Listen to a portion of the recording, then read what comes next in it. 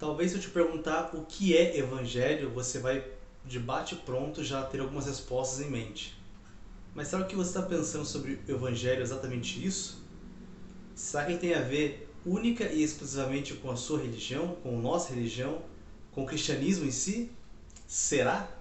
Bom, eu me chamo Juarez Nascimento e este é o nosso canal de Teologia Bíblica e eu vou tentar te responder esta questão. O que é o evangelho?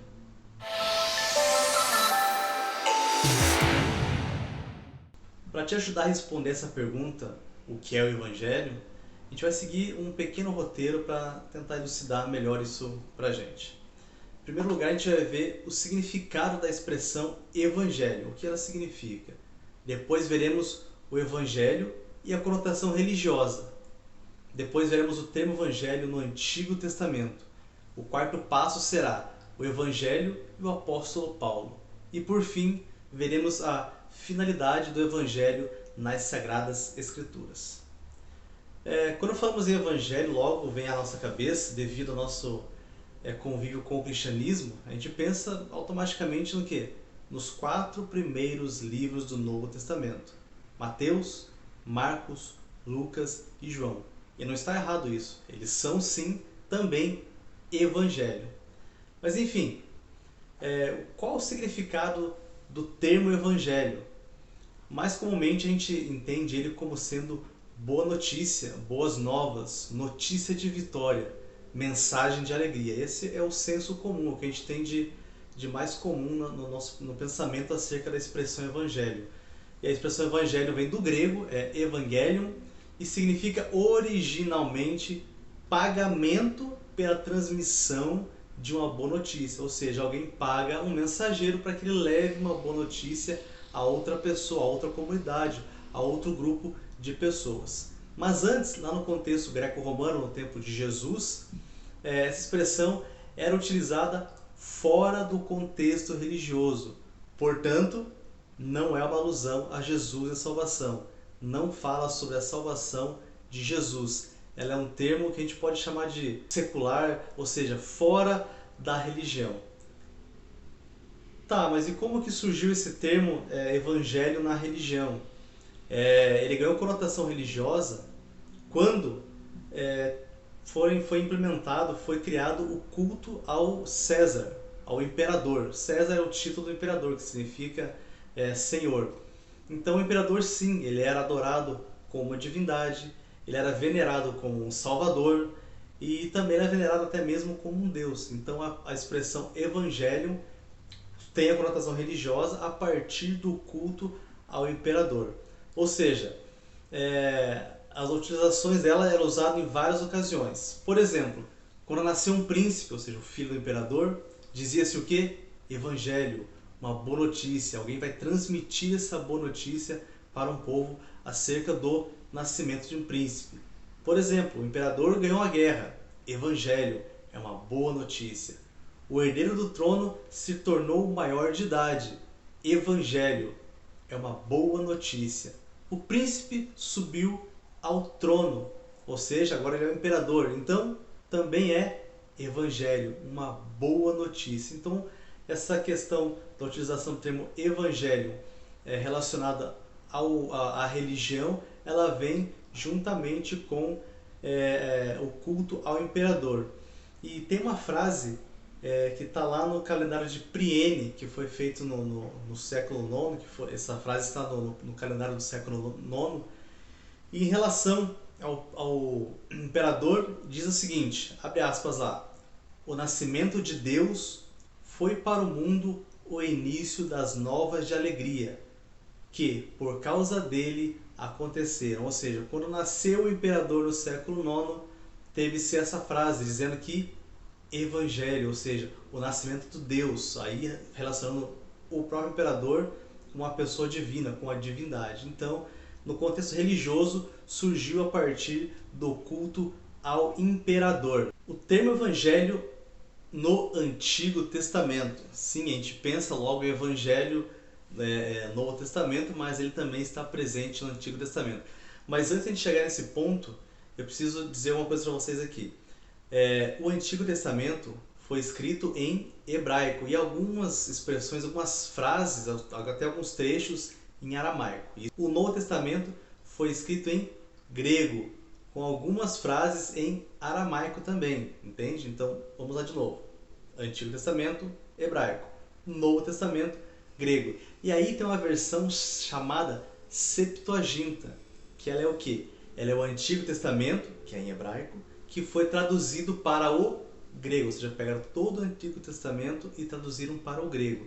E nessa passagem do hebraico para o grego, a expressão Bessorá foi traduzida como Evangelho, ou seja, como Boas Novas.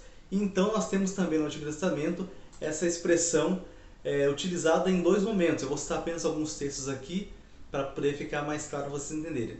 No sentido ou no contexto profano, fora da religião, a expressão Evangelho está escrito lá em 2 Samuel 18, 20 e também do versículo 25 ao 27. E lá em 2 Reis também 7, 9. 2 Samuel 18, 20, depois os versos 25 e 27 diz assim: Não é você quem deve levar a notícia hoje, disse-lhe Joabe. Deixa isso para outra ocasião. Hoje não, porque o filho do rei morreu. Esse é o verso 20. O verso 25 ao 27 diz bem assim: A sentinela gritou, avisando o rei. O rei disse: Se ele está sozinho, deve trazer boa notícia. E o homem se aproximando, então a sentinela viu outro homem que vinha correndo e gritando ao porteiro. Vem outro homem correndo sozinho. Esse também deve estar trazendo boa notícia, exclamou o rei. A sentinela disse: Está me parecendo que pelo jeito de correr, o da frente é Aimás, filho de Zadok. É um homem bom, disse o rei. Ele traz boas notícias. Aí uns versos antes, se não me engano, no 22, fala bem assim: Você não receberá pagamento pela notícia. Ou seja, a questão do evangelho. Lembra que a gente começou lá no comecinho que a expressão evangelho originalmente ela quer dizer pagamento pela transmissão da boa notícia. O verso 22 ele fala exatamente isso. Você não ganhará pagamento pela transmissão dessa notícia. Então, aí no Antigo Testamento temos, fora do contexto religioso, a expressão evangelho.